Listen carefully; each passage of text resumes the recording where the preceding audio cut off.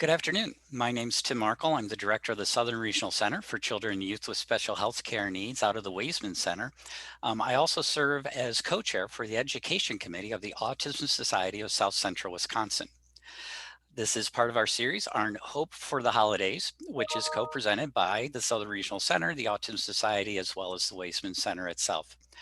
We hope that this series is an opportunity for families to get some ideas about how to help us celebrate and not stress over this winter break. Very excited today to be welcomed by Alyssa Walsh. Alyssa is a licensed psychologist at the Weisman Center. She provides behavioral intervention services to children and adolescents with autism spectrum disorder and their families in the autism treatment programs. Today, she's going to be giving us some helpful hints, strategies, and also taking questions. So have no fear, we will have time for questions about navigating transitions and changes in routines over winter break. Really excited to welcome Alyssa. And with that, I will turn it over to you and I will be quiet at least for 5 minutes. I promise. I'll give you maybe 5 minutes, Alyssa. Sounds great. Thank you again, Tim. So hello, everyone. As Tim mentioned, I'm a psychologist in the autism treatment programs at the Weisman Center. Thank you so much for having me here today. I am really looking forward to talking together about kind of, as Tim mentioned, navigating some of this upcoming transition to the winter break and some of the changes in routine that are involved with that. At any point, feel free to jump in and ask any questions and or share ideas or strategies that have worked well for you or your family, because that's always important for us to discuss all together and to have those additional ideas as well. All right, let's see, make sure that this is working. Can you see then? Okay, great, wonderful. All right, so there are various definitions of transitions, and one straight from the dictionary reads that it is a passage from one state, stage, subject, or place to another. So another way that we sometimes think about and talk about transitions as well is when we stop one activity and begin another, right? So that's another type of transition that we might be talking about. And transition periods in general often involve change of some sort. And as we know, a change occurs when something becomes different in some way. And we all experience times of transition and changes in our lives, some that we are excited about and looking forward to, and others that maybe we're not, and that maybe aren't so positive. And that happens for all of us, right? And in addition to that, sometimes transitions and changes are things that we plan for and that are expected. And there is inevitably, there are changes that happen that occur that are unexpected as well. And some of these changes in our kind of daily routines or our lives might be kind of what we might consider larger scale types of changes, and others might not be. And so these all can kind of impact the different routines that we have in our lives and that we have in our days. And I just noted here a few examples of times of change.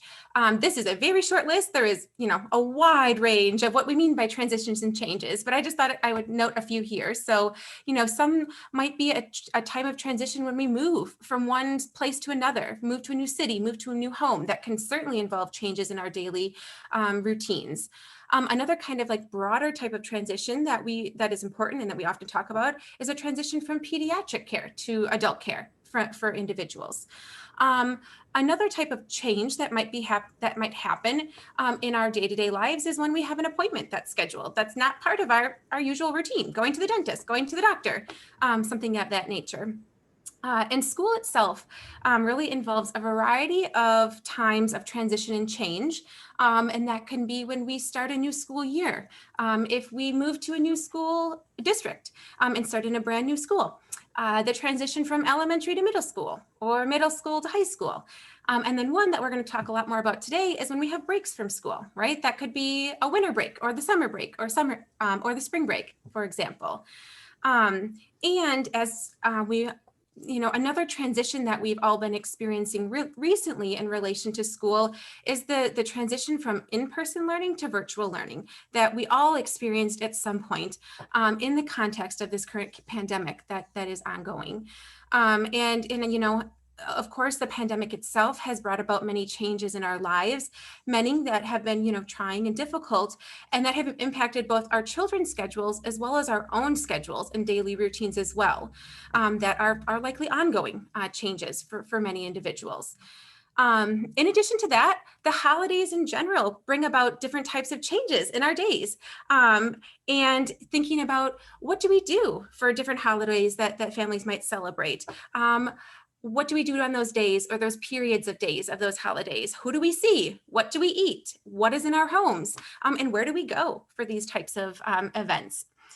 And I just want to note too, so these are different examples of transitions and times of changes and routines, but transitions really do happen every day. So throughout our day, there's so many times when we stop something and start another activity, right? Even within our typical routines. So, when I think about the morning time, you stop showering and then you brush your teeth, and then you stop brushing your teeth and then you get dressed and then you finish getting dressed and you do something else. So there's all of these times throughout our day where different types of transitions occur as well.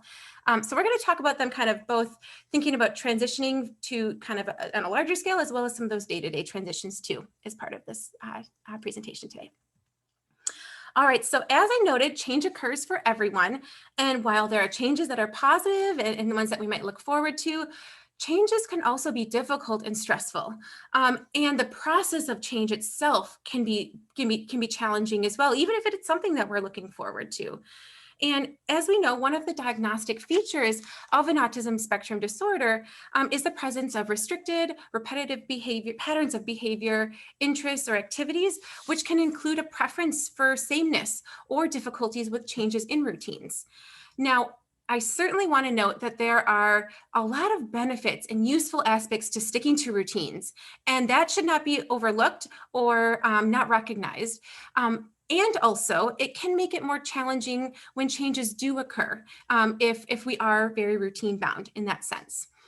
And we know that individuals with autism do have greater challenges with transitions, such as shifting attention from one task to starting another, or with these kinds of changes in routine. And there might be various reasons for this, such as kind of a greater need for predictability.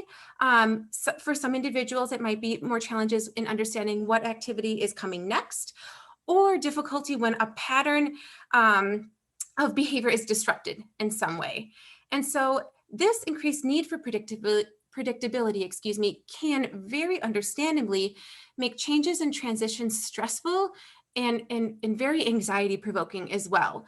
Uncertainty itself leads to an amount of stress and anxiety. And so it's really important for us to always be thinking about routine changes in routines and transitions from the perspective of the individual with autism, to try to support them with making these times less stressful and challenging. And I think I also want to kind of flip that and think about, for us to understand, why are they helpful? Why are they beneficial, right? They are for all of us. They help make things predictable. When we know what's going to happen, it takes away that uncertainty. It also helps us with knowing what's upcoming. If we have a sequence of events, it takes away that ambiguity, and also makes it less likely that something, that something might happen that I am not expecting within my day. So the upcoming winter break. Oh, were And you going to say Alyssa, can something? I just interrupt you really quick? Yep. One of the things that you just said just strikes me as the fact that we are right now living in this huge time of ambiguity. Mhm. Is that sometimes when we hit transition and change, we could say, this is going to change and then it's going to become normal, or this is going to change and then we're going to do this. But right now, a lot of families are dealing with, it's going to be changing and we're not sure what it's going to look like. Yep. Yep. You're exactly right, Tim. And that makes it makes it more challenging to not know exactly what is it going to look like, and how long is this period of uncertainty going to last for? Absolutely. I think that's really important to note. Thank you for that, Tim. Um, and that affects too. I mean, it affects so much of our day, and our plans and what's upcoming and whatnot. And thinking about kind of the winter break from school, that, when we think about what are the transitions and changes, so certainly the transition is from being in school to not being in school for part of the day, whether that is in person for your child or virtual at this time. And so there, with the nature of that, there's different activities that are going to be involved in our day, since we won't have those usual classroom meetings or class activities, or for some kids be in the school environment at this time. And then again, these might be things that you're looking forward to or not. But again, we want to try to prepare for some of these upcoming changes that will be happening during this time. So there's 3 different areas that I wanted to delve further into about what might change. And this is different from family to family, depending on what your winter break usually looks like, if and what holidays you celebrate. So there's kind of 3 areas that we'll talk about further that could impact some different routine changes. Now, as you just brought up, Tim, I wanted to note too that some of the traditional family events or activities that we might participate in during winter, during this winter break or during the holidays might not be able to happen this year, might have to happen in a different way, or might have to happen with fewer people. So that's just important, to, of course, be thinking about and noting too, as we're kind of thinking about these different areas, given the pandemic. And I just want to note too that last week, Erin Thompson gave a presentation as part of this series on navigating the winter holidays and extended family members, and kind of really had some awesome tips for thinking about holiday events and especially within the context of COVID at this time, and preparing for those, whether those be, in person or virtual gatherings. So I would just encourage you, if you haven't had a chance to hear about those really great tips that she shared too. But anyway, so back to kind of some of these 3 areas. So as I mentioned, of course, our daily schedules look different, just given that we are not participating in classroom activities during the winter break, and which is similar to weekends, but in a much extended fashion. Another type of change that might occur for families is holiday activities. So this can change our routines, because a lot of times events and activities that we do for holidays differ from our day-to-day activities. So we want to prepare our child for who they'll be around, where they'll be, and what they can expect will occur during these different holiday activities, or in general, winter break activities that you might be planning for. And then another area of potential change to be thinking about and preparing for is the home environment. So over the winter break, and if your family celebrates any particular holidays, are there decorations that your family has that you put up around the home, or that changes your home environment in some way? How does your child typically respond to these types of change in their home environment? What about any changes in lights or sounds, if you're thinking about different music, or smells, thinking about what folks might cook that might be unique to different holidays as well, that might be part of these changes that could be upcoming for some families. Okay, so I want to just kind of jump into talking about some tips for kind of trying to ease some of these changes in routines that might occur during the winter break, and to try to set up your child for success with navigating these changes. So we, one of the most important things to think about and do is prepare. How can we prepare for these upcoming changes that might be happening, including ones that we're looking forward to? So one really important strategy in trying to reduce uncertainties in what is upcoming and what your child can anticipate during an activity is to do a lot of foreshadowing. Foreshadowing both schedules and routines for when the winter break is going to start, as well as more specific events that will happen during the winter break. And it's important to note too that the type of foreshadowing can take a variety of different ways, which we'll talk about in a second. But for some individuals, foreshadowing that far in advance and kind of then reviewing what these upcoming changes are going to be on kind of a regular basis is most successful. And for other individuals, that serves to create too much anxiety if it's presented way too far in advance. So we really want to maybe present those changes and foreshadow what's upcoming more closely to when that time of transition or change might happen. And you know your child best in terms of what is most successful for them, and kind of the timeline for foreshadowing some of these upcoming changes.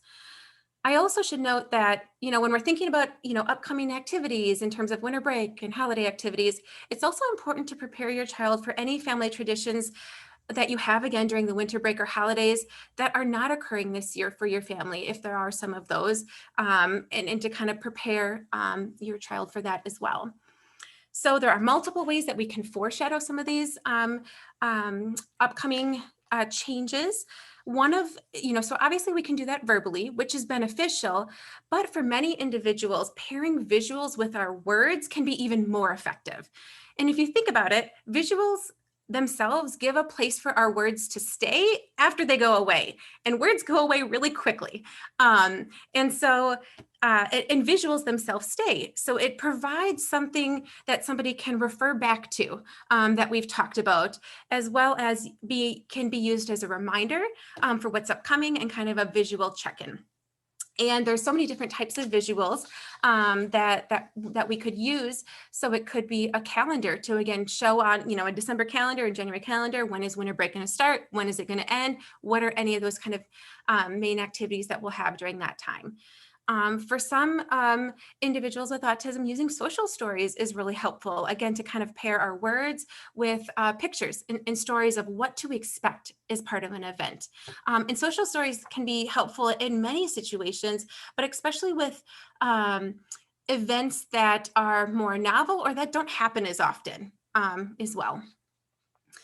Let's see here. So in addition to kind of thinking about just in general over foreshadowing kind of the upcoming winter break, we want to foreshadow and plan for any changes in the environment and holiday events. So again, who is going to be present?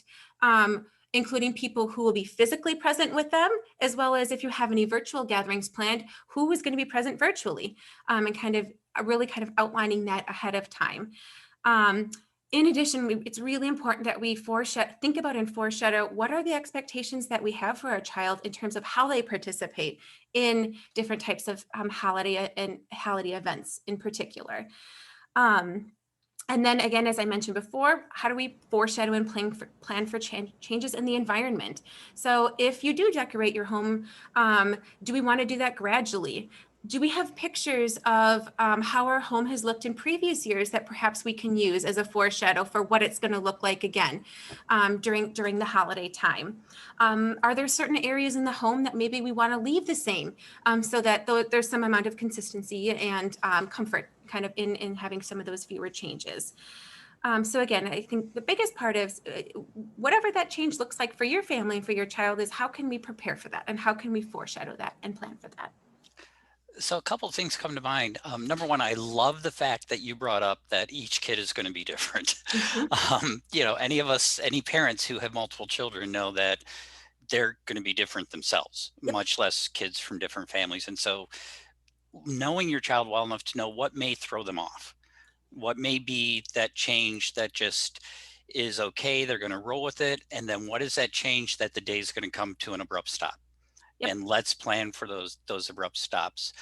I'm also wondering too, do you have any other ideas besides a calendar about some ways to visually foreshadow or visually help kids get through the changes in routines? I sure, yes, absolutely. And I've got a few kind of visuals and stuff and whatnot upcoming, but a lot of so the calendar can be really useful for kind of bigger events upcoming, but daily visual schedules are really, really helpful and can be really beneficial. That can take the form of, it could be a checklist, or it could be words with pictures paired together that can include a full day of activities, or it can include a part of a routine, for example. And then we're also going to talk more about other types of visuals that can help support time, like visual countdown timers and clocks and things of that nature. So, yep, absolutely. And if others have other ideas, that would be great to share those too with everyone. Um, Let's see here. So, although parts of our days will be different when your child is in school, is not in school, rather, it is beneficial to try to maintain as much of our typical routines as possible to try to have some of that consistency and regularity. So, for example, can the morning routines remain the same, or the bedtime routine, or the schedule for meals? Especially with changes that might be happening at their day in different points, how can we retain some of the routines that we know are helpful and beneficial, and comfortable, during some of these times of transition as well.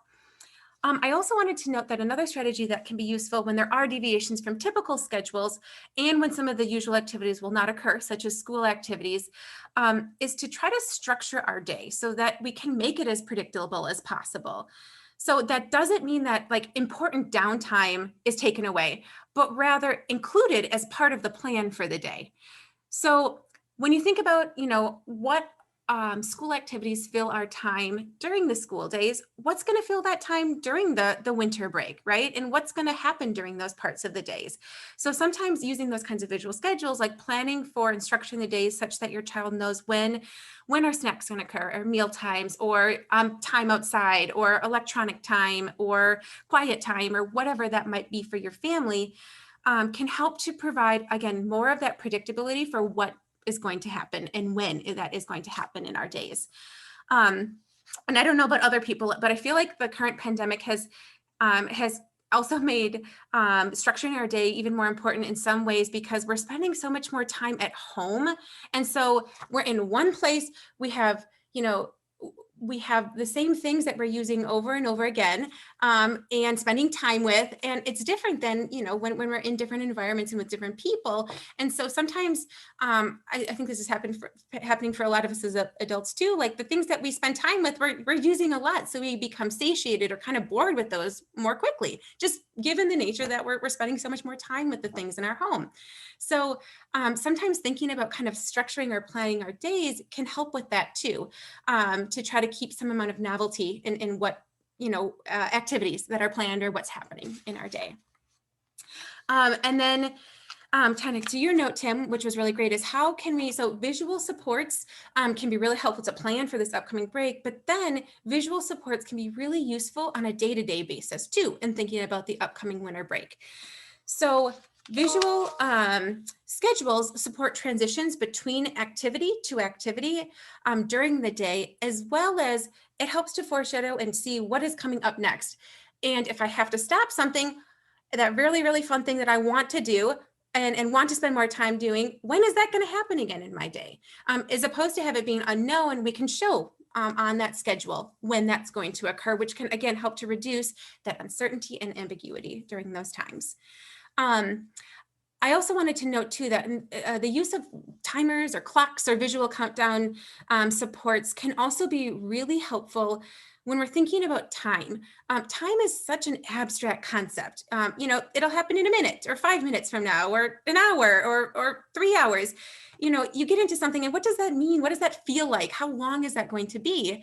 And so having different types of something that different visual timers or clocks, depending on what might be best for your child, can be really helpful to make time something that you can see, time something that is more predictable and concrete, for when something will occur, or for how long I have left doing something, my current activity, for example. Let's see here. So I just included kind of a few of these examples that, a calendar or a social story that we could use, that could be used for preparing for what's upcoming for the winter break, and that can be tailored for more specific events that might happen. These are, they actually have some school things included, but the idea is thinking about, a daily schedule, right? So what is going to happen in my day? This was for an afternoon or an evening schedule. Obviously the school bus part is not applicable, but thinking about what is happening, and do we need to break that down for different types or different parts of our day? And are visuals useful? Or first thens, again, thinking about one transition, what tasks we need to do, and then what's the thing that happens right after that? So a lot of these kinds of visual supports can be super helpful in planning and preparing for our day and changes. And then I just wanted to highlight here too, some of the the timers that I often use and that I found to be really helpful for thinking about how long is something going to happen, when is something going to happen. The Duck one is a free app that you can download on your phone that I use all the time in thinking about, you can set a time, and instead of it showing numbers, it shows a picture. And when the picture is finished, that's when the time is up for something. All right, so as we know, changes in routines can be stressful. So we want to ensure, though, that each person has a way to communicate for the need for a break or need for help if they are feeling stressed or overwhelmed, including during holiday events and activities. And use of coping strategies and communicating a need for a break is so important for everyone. And it's a skill that we need to teach and practice over and over, so that it becomes part of our repertoire and something that we know can be effective. It's important, of course, to remember that each person communicates in different ways. So asking for a break or indicating that I might need a break might be like a break icon on their communication device. It might be a break card that we use. It might be a gesture that signals to somebody else like, whoop, this is a little too much. I'm getting a little stressed out. I need some time and I need some space to do something else. Or somebody might use language or their words to say that we need a break as well. But wherever we are, we want to identify what are those break options and where can that person go if we're starting to feel stressed or overwhelmed in those situations. And then, so those are kind of some more what I call like reactive strategies, right? If we're starting to feel frustrated or stressed or overwhelmed, how can we try to reduce that? But also, building in breaks and downtime can be more of a preventative strategy, especially if we know that there's going to be a variety of new activities or changes that are planned for that particular day. And I just wanted to note I do have a list of resources, Tim. I can send that to you, and it's at the slide after this one, actually. And so thinking about what are some of those coping strategies that are best for our child. And this is just a visual of just kind of some examples. And it's from a really helpful resource on a toolkit on supporting individuals with autism through uncertain times. That's more specific to COVID, but that is a really great resource as well. And then this is something that I think is so important. So I just had to include this in here too, that remember that behavior is a form of communication. Like I said, we all communicate in different ways. We might communicate with a device or sign language, gestures, and behaviors. Kind of observable behaviors are such as becoming upset, are another way of communicating something. I need something. I need somebody. I don't want something to happen. I'm not ready for something to happen, or something kind of internally either feels good or not so good. So we always want to be thinking about what is that person communicating and how can we teach them another way to communicate that same message or that same thing for what they need.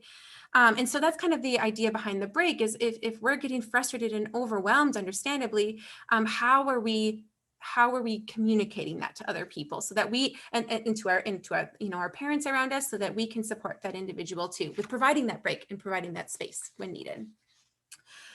And then lastly, but certainly not least, we want to think about how we can reinforce positive behaviors that we are seeing, such as, managing these changes in routines, participating in activities, using coping strategies.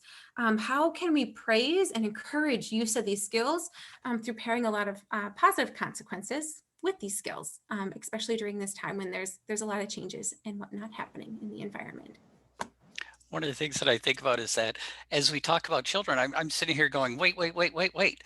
I need these coping strategies. I need to look at the activities I have coming up or what's going to happen in my life. And if I already know that there are some things that are going to be overwhelming for me or things that I'm not going to enjoy so much, what's my plan? Yes. How am I going to plan for that instead of just allowing the same thing to happen over and over again? Yep. And so plan the time limits for me. Plan for, how long am I going to stay somewhere? Maybe I don't really have to go somewhere. Maybe I can use COVID as an excuse this year Mm-hmm. to not do something that is normally just so stressful to me. Yep. But also look at the adults in my life too. What behavior are they trying to communicate? Because as adults, we get really good at saying one thing, but our face and our bodies say something entirely different. And so trying to learn what are the adults in our life also communicating so that we can have a better experience overall. So that we're aware of all these things so that things can go smoother. Because Absolutely. we don't like surprises in behavior. whether it's from a child or from an adult. Surprise behavior usually is not great. Mhm. Um, so just that I'm just sitting here thinking, wow, I need some of these personally as well. Same here. I think this is so much of this is applicable to all of us as as parents, as adults as well, and thinking about, like you said, Tim. So we're talking a lot about it from our child's experience, but also it's important to think about our own experience too, and kind of what are we thinking about going into the winter break and holiday activities, and what would be most useful for us, which impacts our child as well too. Then, so absolutely, I completely agree with you. And actually, so that was everything. That was the end. And here are some just resources that so perfect timing, Tim. Here are some resources from some of the different websites and that I can certainly share with you, Tim, in a different way if that would be best in thinking about preparing for some of these upcoming changes.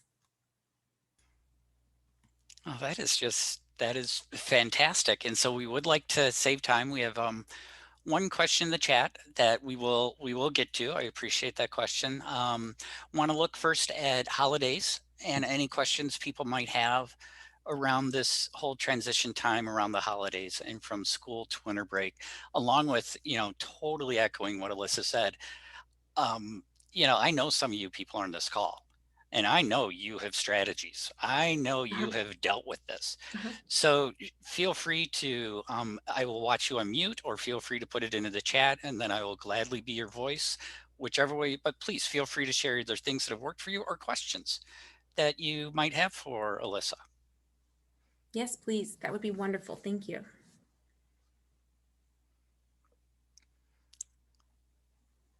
And in the meantime, I'm going to have to try to figure out how to help people in my life to reinforce my positive behaviors. I'm like, wow, I wish I had somebody who would go around and continually encourage me. It's true. Uh, It's true. It's so it is. It's so important. Reinforcement it happens for all of us in our daily lives in different ways, and it is. It's critical for all of us, for kids and adults alike. It's just Absolutely. the source of those changes as we get older as well. Yeah, I am not seeing any unmute, so I'm going to go ahead and ask you a question that came up in the chat. wonderful. And I know the age you generally work with at Waysman, Yeah. so please feel free to generalize. Okay. But the question is, how can we care for those with ASD who may have trouble transitioning from their high school years to college life? That is such a huge transition that it could involve moving, it could involve changing healthcare providers, it involves changing possibly an environmental, Mhm. a school and educational system. So are there some general tips that we can, to help that transition from high school to college or adult life? Yeah, that's such an important question, and something that's so important to think about and kind of and plan for, because I so appreciate kind of how that question was worded too, because when you think about the transition from finishing school to either going to secondary school or work or whatever that might look like, there's so many aspects of change that are involved with that. Where you live, who you spend time with your social networks potentially, Hmm. your healthcare providers, depending on where you live and what you're doing, transportation. There's so many different aspects Yeah. of that. So the first thing that I kind of think about is, trying to identify what are these different areas of change that might happen, and then kind of taking a deeper look into, okay, how can we plan for and support that young adult in each of these Mhm. different areas. And there's some great programs in kind of thinking about that time, depending on what you're what the focus of what you're preparing for is at that particular point. So if you're thinking about the medical transition, talking with pediatric providers about who they know have experience with young adults with autism that they may be able to connect you with. In addition to thinking about schools, as you're getting if your child has an IEP, part of that will be a transition planning process of what is upcoming, Yes. and so that can be a, place to kind of start thinking about that and planning for that as well. And then, I also, again, because there's so many different areas of change that can occur, also talking to, and you know, parents themselves are of course like the main experts in thinking about what has my experience been, what have I had to, you know, what have been the things that we've thought about and planned for, and so parents can be a huge source and kind of support network too for thinking about some of these changes. And in addition to, I think about, you know, just different toolkits that are out there in exploring some of these changes. I believe there's one on kind of on the Autism Speaks website that thinks about that change Hmm. during that particular time. There's some different programs that focus as well on that period of transition or change. I think about one in particular, like the Transitioning Together program, and thinking about, you know, what is all happening during that. Yeah, I think one of my favorite transition related websites is the Pacer Center out of Minnesota. Just tons of information. One things that I learned as a parent of a 22-year-old, that goes back to something you said earlier, is understanding who my kid is and what is a good time for him to transition.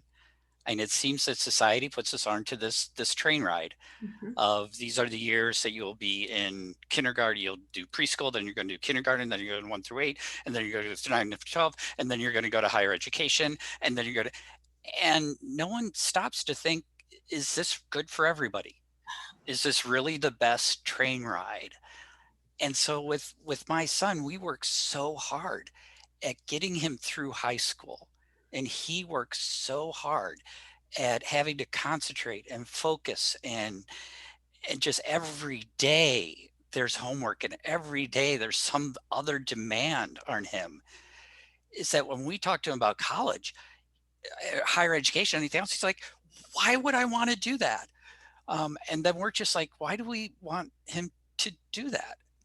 And so we made a very conscious decision with him to just break from school for a little while. He's now going back and taking classes occasionally at Madison Technical College, but there was no way that kiddo was going to go from high school straight to college.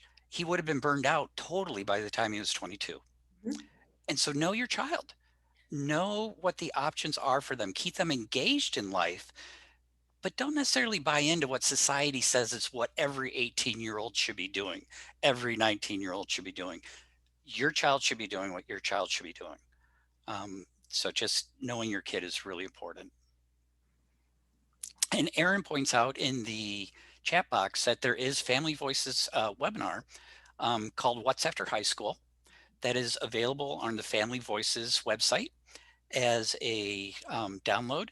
Also, yeah, their website, and by the way, Family Voices website, I was on a call earlier. For whatever reason, their website is not working today. So I've had numerous people try to access their website today. It's just there's something glitchy going on. So eventually you'll be able to get to it, but it's called What's After High School. It gives a wonderful overview of all things transition. It's also offered a number of times a year through the regional centers. We'll partner with Family Voices to offer the What's After High School. So keep your eyes on out for that as well. Absolutely. Um, Thank you, Erin, and thank you, Tim. I so appreciate you sharing, and I so, you know, kind of what I so agree with you is, you know, the expectations, what is best for our child, our young adult, and not formed by what society might think itself is best, or what is expected, I should say. I See, so yeah, it's agree with those you. expectations. Yep, Yep. I love the way you put that. Yep. Is what's expected, and then having to explain to people why we're not meeting that expectation. Mhm. This is what we're going to do because it's best for us. Yep. Thanks for your input. We're still going to do what's best for us. Exactly. Hmm. Any final questions or comments or interactions? I don't want to feel like I've been totally dominating Alyssa's time here, so please feel free. But then again, I thought it was a fantastic presentation, and there's a lot to implement from it. There's a lot of things to break down and say, okay, this is coming up. How can we prepare for it? And that's one of my main takeaways: is to look ahead. Don't let life always just happen to you. Is there some things that can be planned for? Do you have any final thoughts, Alyssa, or summations? Yeah, no, I think, you know, kind of thinking about um, your child, and your child best, and thinking in what will this upcoming winter break look like for you and your family, and what strategies have been most effective for your child, and then how can we, as you said, Tim, I kind of, my biggest thing is, how can we plan for it, how can we prepare for it, and trying to decrease some of that stress. We would never be wanting to add stress Right. as part of your day. That's also important for me to note too. But what can we do to plan for it, and to try to make things as less stressful as possible for the child, but the entire Yes. family during this time. Love it. Well, thank you, Alyssa, so much for taking time out of your day to be with us again. Really appreciate it. I will put the PowerPoint into a format that I can then send out, and I will. I think I should be able to pull off if you linked the resources Mhm. on the website slide. If you send me just the, I won't send me this. Yeah, just send me the slides, and then I'll Sounds pull out that resource page separately.